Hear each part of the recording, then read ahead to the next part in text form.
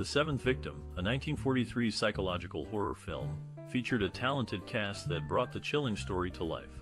Casting director, Steve Seckley, played a pivotal role in assembling the right actors for this classic. To begin with, the lead role of Jacqueline Gibson was given to Jean Brooks.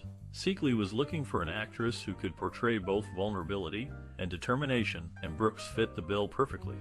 Her past experience in theater and film made her a strong choice for the complex character. For the part of Mary Gibson, the protagonist's sister, Kim Hunter was cast. Hunter's audition showcased her ability to convey a range of emotions, which was crucial for the character's development throughout the movie. Her chemistry with Brooks during the screen test solidified her position in the cast. Isabel Jewell, an experienced character actress, was chosen to play the mysterious Mimi. Jewell's ability to bring depth to supporting roles made her a standout choice for this enigmatic character. The character of Jason Hoag, played by Erford Gage, was initially intended to be a smaller role. However, Gage's compelling portrayal during the audition led to an expanded role in the final cut of the movie. In casting the role of Frances Reynolds, Seckley sought out Evelyn Brent. Brent's extensive film career made her a seasoned actress, capable of bringing the necessary intensity to the character. The casting process for The Seventh Victim was a careful balance of finding actors who could not only embody the characters on paper, but also bring something unique to their roles. Through a series of auditions and chemistry tests, the cast was ultimately assembled, creating a film that continues to captivate audiences today. I guess I could pick him up somewhere. Jason, I sometimes wonder. You're so sweet. Mark Robson, the director of The Seventh Victim, brought a unique vision to this 1943 classic. A protege of renowned producer Val Lewton, Robson adopted a subtle and suggestive approach to horror, favoring psychological tension over graphic shock. This can be seen in his handling of the film's themes of identity, paranoia, and societal pressure. Robson was influenced by European expressionist cinema, which is evident in the movie's stark lighting and dramatic camera angles. He often used these techniques to create a sense of unease and uncertainty, heightening the suspenseful atmosphere. The director's collaboration with the cast was characterized by his emphasis on naturalistic performances. He encouraged actors to explore their characters' emotions deeply, resulting in nuanced portrayals that added depth to the narrative. For instance, he worked closely with actress Kim Hunter, who played the lead role of Mary Gibson, helping her navigate the complexities of her character's journey. Similarly, Robson's partnership with the crew was marked by meticulous attention to detail. He frequently consulted with cinematographer Nicholas Mujuraka on visual elements, striving for a harmonious blend of image and story. Their combined efforts resulted in a distinctive aesthetic that set The Seventh Victim apart from other films of its era. In essence, Robson's direction steered clear of typical horror tropes, instead focusing on creating a haunting exploration of human fear and vulnerability. His innovative style left an indelible mark on the genre, paving the way for more sophisticated narratives in future horror cinema. Because we're all pledged to non-violence. Now this... Our founder must have known when he wrote these seemingly... The Seventh Victim is a 1943 movie that has an interesting mix of funny, shocking, and sad moments. It features many well-known actors, but my favorite has to be Tom Conway, who plays the role of a private detective. This movie has had a significant impact on my life. As a young film student, I found the movie's use of lighting and shadows to be incredibly inspiring. It made me realize the power of visual storytelling and how it can be used to create a certain mood or atmosphere. I'm curious to hear about your most cherished memory or personal experience related to this movie. Was there a particular scene that stood out to you, or an actor whose performance you found to be exceptional? Share your stories and memories in the comments below, as we would love to hear them. As the movie unfolds, you'll discover many surprising facts about the characters and the world they inhabit. So, keep watching and enjoy the ride. But had made inquiries about Jacqueline. At the morgue? Well, no wonder you fainted. I wish you'd come to me first. Then you know where Jacqueline is? In the early 1940s, RKO Pictures released a unique film titled The Seventh Victim. This classic drew interest due to its intriguing plot and innovative production methods. Set designers constructed various sets, mimicking Greenwich Village locales like cafes and apartments. A significant portion of the story unfolds within these spaces, making detailed designs essential. For instance, one apartment was crafted to appear dilapidated yet inviting, reflecting the character's personality residing there. One notable location featured prominently in The Seventh Victim was a salon named Miroslava. To create an authentic atmosphere, producers leased a real New York City storefront and transformed it into the hauntingly beautiful setting seen on screen. However, managing off-site shoots posed several logistical challenges related to transportation, lighting setup, and obtaining necessary permits. Another challenge faced by the crew involved shooting scenes underground, specifically subway platforms and tunnels.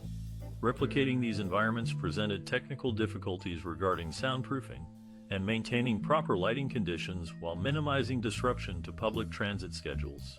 To overcome these obstacles, director Mark Robson utilized pioneering mobile equipment, allowing greater flexibility when capturing challenging shots. Additionally, he experimented with uncommon camera angles, contributing to the overall eerie tone of the movie. Despite the hurdles encountered throughout production, The Seventh Victim stands out among films from this era thanks to creative solutions and bold choices made behind the scenes. Justice against us. There's a sentence for you people from that same prayer. The Seventh Victim, a classic film from 1943, is a gripping tale that explores the darker side of human nature. The movie follows the story of Mary, a young woman who becomes entangled in a web of mystery and intrigue after her sister disappears. As Mary delves deeper into the circumstances surrounding her sister's disappearance, she uncovers a sinister plot involving a group of devil worshippers. The film is a masterclass in suspense and tension, with each new twist and turn keeping viewers on the edge of their seats. One of the standout aspects of The Seventh Victim is its exploration of complex themes, such as identity, morality, and the nature of good and evil. The film doesn't shy away from asking tough questions and challenging its audience to think deeply about the world around them. Despite being over 70 years old, The Seventh Victim remains just as relevant and thought-provoking today as it was when it was first released. Its haunting imagery and unforgettable characters have left a lasting impact on the world of cinema, inspiring countless filmmakers and writers in the years since. Overall, The Seventh Victim is a must-see for any fan of classic films or psychological thrillers. Its timeless themes and gripping narrative make it a true masterpiece of the genre, one that continues to resonate with audiences to this day. No. Where's Jacqueline Gibson? I don't know. She was just... The Seventh Victim, a 1943 movie, boasts a chilling musical score that perfectly complements its narrative and emotional tone. The film's composers and musicians created a hauntingly beautiful soundtrack that adds depth to the storyline. One of the most memorable pieces in the score is the Dies Irae, a medieval Latin hymn that signifies Judgment Day. It is used to great effect in the film, heightening the sense of impending doom and danger. The hymn is skillfully woven throughout the score, providing a consistent and ominous backdrop to the unfolding drama. The composers also made use of dissonant chords and unexpected harmonies to create a sense of unease and tension. The music is often at odds with the visuals on screen, creating a dissonance that adds to the overall feeling of dread. Interestingly, the musicians were instructed to play their instruments in unconventional ways to achieve the desired sound. For example, the violinists were asked to play their instruments while muted, creating an eerie and otherworldly sound. The musicians and composers involved in the creation of the score for The Seventh Victim were true innovators in their field. They pushed the boundaries of what was considered possible in film music, creating a soundtrack that has stood the test of time. In interviews, the composers have spoken about the importance of music in creating a sense of atmosphere and tension in the film. They believe that the music should not simply follow the action on screen, but should instead create its own mood and contribute to the overall narrative. The result is a musical score that is as much a character in the film as any of the actors. It is a haunting and unforgettable soundtrack that adds depth and complexity to this classic movie. Well, no wonder you fainted. I wish you'd come to me first. Then you know where Jacqueline is? In the early 1940s, a young actress named Kim Hunter joined a repertory group called Theater of 15. However, the group disbanded in 1942 due to World War II, which took away most of its male members. Hunter then went on to play a guest starring role in the Crazy Annie episode of Beretta. Initially, this role was intended for Lucille Ball, but due to unforeseen circumstances, it was given to Hunter instead. Her performance was so impressive that she received an Emmy nomination. Meanwhile, Feodor Chaliapin Jr., who also acted in The Seventh Victim, played Cher's character Loretta's grandfather in the 1987 hit movie Moonstruck. Interestingly, Hunter's Emmy nomination certificate was a casualty of an internal squabble in the Academy. The initial nominations were discarded, and new ones were substituted. Despite this setback, Hunter was allowed to keep her original nominating certificate. This just goes to show that even in the face of adversity, success can still be achieved. Hello, Mrs. Reddy. In The Seventh Victim, one of the most iconic scenes is the stairwell sequence. The camera work here is exceptional, with a continuous shot following the main character, Mary, as she descends the stairs. This technique adds a sense of unease and tension, drawing the audience into the character's anxiety. The director, Mark Robson, reportedly chose this continuous shot to create a feeling of claustrophobia and entrapment, which mirrors Mary's emotional state. The lack of cuts also enhances the suspense, as the audience is left in anticipation of what might happen next. The performance of the actors, particularly Kim Hunter as Mary, is noteworthy in this scene. Hunter's facial expressions and body language effectively convey her fear and uncertainty, making the audience empathize with her character. The cinematography is another highlight. The use of low-key lighting and shadows adds to the eerie atmosphere, while the high contrast enhances the dramatic effect. The stairwell itself, with its spiral design and dark corners, becomes a character in itself, symbolizing the unknown dangers that Mary is about to face. This scene has a significant impact on the audience, setting the tone for the rest of the movie and leaving a lasting impression. It's a perfect example of how direction, performance, and cinematography can work together to create a truly memorable movie moment. In some strange way I couldn't understand. She lived in a world of her own fancy. The Seventh Victim, produced by Val Lewton in 1943, unfortunately, did not turn a profit at the box office, despite being his first film to not do so. Kim Hunter, who starred in this movie, later went on to win an Oscar for Best Supporting Actress and guest starred in Murder, She Wrote, joining the ranks of Teresa Wright, Claire Trevor, and Shirley Jones. Hugh Beaumont, who played a character named Ward in The Seventh Victim, had a different role with the same first name in the popular TV show Leave It to Beaver. The use of the name Ward in both productions is a curious coincidence that fans of both shows may find intriguing. In summary, while The Seventh Victim may not have been a commercial success, it still holds a significant place in film history, with its talented cast and interesting connections to other popular media. What was she to you? I don't think you'd understand if I told you. I think I understand.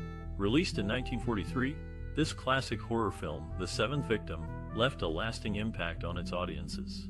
The movie, exploring the theme of societal ostracism, resonated with viewers who grappled with similar issues during that era. The film's portrayal of a secretive cult, the Palladists, contributed to discussions around the dangers of secret societies and their influence on individuals and communities. It served as a cautionary tale, warning against blindly following ideologies without understanding their consequences. Moreover, the movie's protagonist, Mary, a strong-willed woman fighting against the cult, became an icon of female resilience. Her character influenced pop culture, inspiring future filmmakers to create more complex and independent female leads. The Seventh Victim also delved into the theme of mental health, which was not commonly addressed in films of that time. The main character's struggle with her identity and sanity added depth to the narrative, making it more relatable for audiences. In addition, the film's innovative use of shadows and lighting created a chilling atmosphere, setting a precedent for future horror films. This technique significantly influenced the genre, contributing to the development of the film noir style. Overall, The Seventh Victim left an indelible mark on the cultural and social landscape, sparking conversations around societal issues, female empowerment, mental health, and horror film aesthetics. It's all right. You're safe. The main theme of this classic film shares similarities with certain dramatic epic moments in The Godfather Part 2, such as when young Vito arrives in New York. Notably, Kim Hunter, who acted in this movie, won a Best Supporting Actress Oscar for her role as a pregnant character in A Streetcar Named Desire. Originally, the film's story was about an orphaned heroine pursued by a murderer near the Signal Hills oil wells. However, producer Val Lewton decided to change the direction and brought in a second writer to revise the story. The resulting narrative is a captivating tale that keeps audiences engaged until the end. He loves you, Mary. You'll have to tell him. He's Jacqueline's husband. Upon its release in 1943, The Seventh Victim received mixed reviews from critics. Some praised the film's dark atmosphere and innovative storyline, while others criticized it for being too ambiguous and confusing. Noted film critic Bosley Crowther of the New York Times gave the movie a positive review, commending its boldness in tackling mature themes and its eerie visual style. He wrote, "This picture has a strange fascination all its own. It is grim and macabre enough to give one a definite chill." However, other reviewers were less enthusiastic. Variety magazine described the film as a puzzling hodgepodge, which tries to combine melodrama, mystery, horror, and suspense into one tightly woven package, but fails signally. Despite the mixed critical reception, The Seventh Victim developed a cult following over time. Audiences appreciated its unique blend of genres and its unsettling depiction of occultism and psychological tension. As far as awards go, The Seventh Victim did not receive any major accolades during its initial run. However, it has since been recognized by several film organizations and festivals for its groundbreaking approach to horror cinema. Being nominated or winning awards can significantly boost the careers of those involved in making a film. While The Seventh Victim may have missed out on recognition during its original release, its subsequent acclaim serves as validation for everyone who worked hard to bring this unconventional project to life. What was she to you? I don't think you'd understand if I told you. I think I understand without your telling me.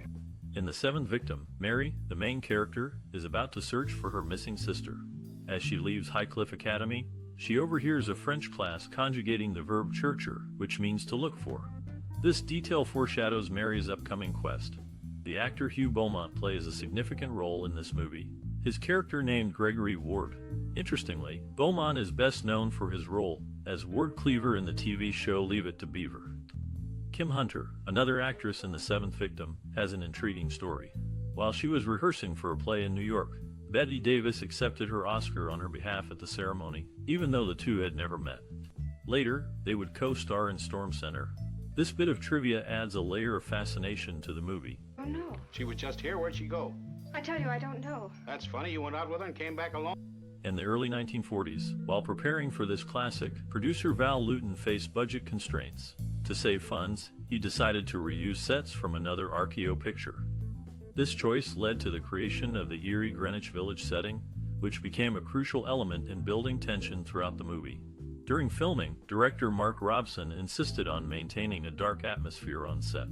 He even requested all lights be dimmed, except for those necessary for shooting scenes. As a result, many actors found it challenging to hit their marks due to poor visibility, but they adapted to keep up with Robson's unique vision.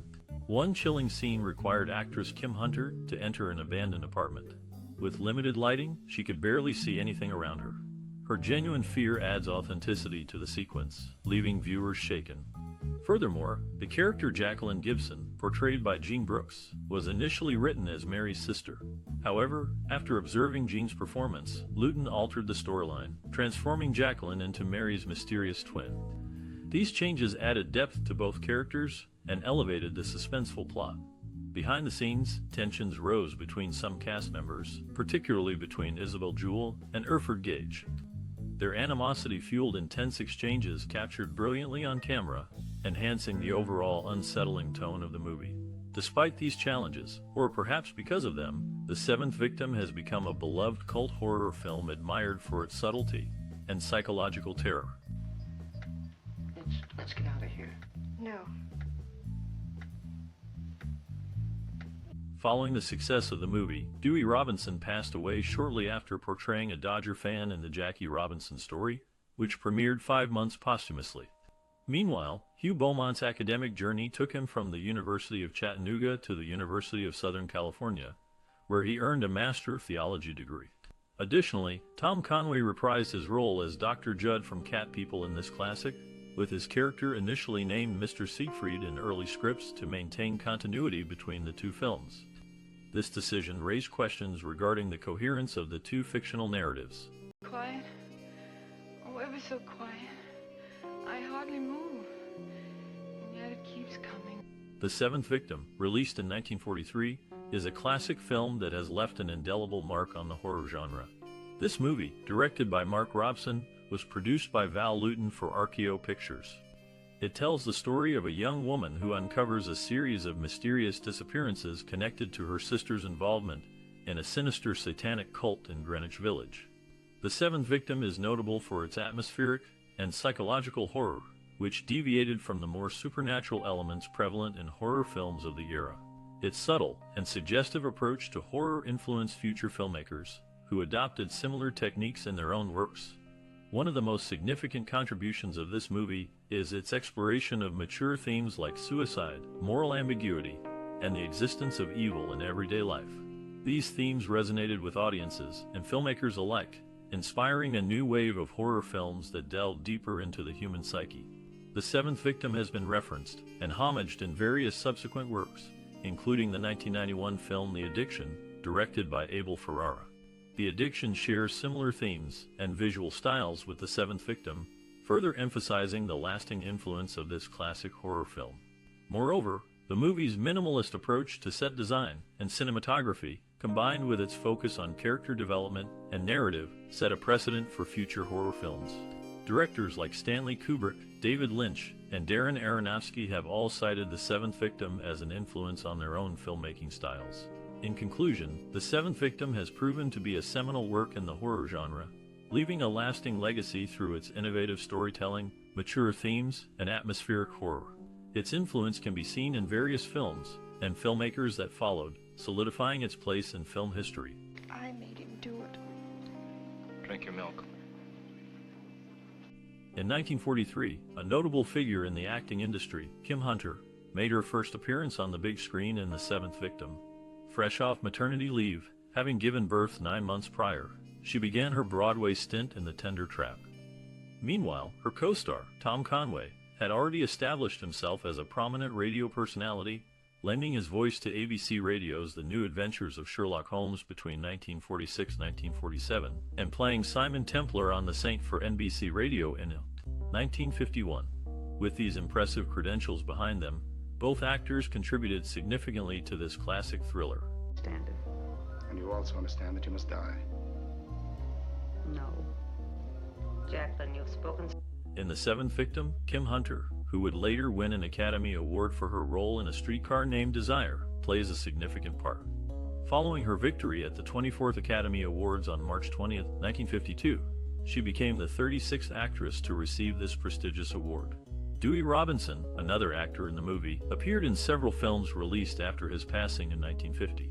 These posthumous releases included The Jackie Robinson Story, which came out 7 months before his death, along with other productions like At Swords Points, Roadblock, and Jim Thorpe All-American. Tom Conway, one of the lead actors in The Seventh Victim, shares striking similarities with his colleague George Sanders. Interestingly, they were brothers in reality, with Conway starting his film career thanks to Sanders' encouragement. After Sanders recommended him, Conway took over the starring role in the Falcon franchise series from his brother. Tiptoeing in. In the 1943 film, The Seventh Victim, Sarah Selby made her debut, not just with her voice, but also with scene actions. This marked a significant start for her acting career. Coincidentally, around the same time this movie was released, Erford Gage, who played the poet Jason Hoag, enlisted in the U.S. Army, and was later killed in action in the Philippines in 1945. His performance in this film remains a part of his enduring legacy. Moreover, this movie also marked the first appearance of Chef Milani. While he may have been new to the screen, his presence added to the diversity of the cast and the overall production of the film. The Seventh Victim, in its own right, continues to be a classic film, appreciated for its unique storyline and the performances of its cast. Could you find him? I suppose so. Did The Seventh Victim leave a lasting impression on you? We'd love to hear your stories. Share your personal experiences and memories related to this classic film. Maybe it was the chilling plot that kept you on the edge of your seat, or perhaps the outstanding performances by the actors that resonated with you. Whatever it may be, we want to know. This movie has undoubtedly influenced many perspectives on cinema, including our own. By sharing your thoughts, you can help us explore its significance even further. So don't hesitate to let us know how The Seventh Victim affected you personally. Did it inspire you to delve deeper into the world of horror films? Or maybe it made you appreciate the artistry behind each frame. Whatever the case, we encourage you to engage with us by liking, sharing, and commenting on this post. And if you haven't already, make sure to hit that subscription button for more exciting cinematic explorations. Together, let's celebrate the magic of movies like The Seventh Victim. So often of ending it all, I can't understand why this should be so difficult for you. You have only to drink a little.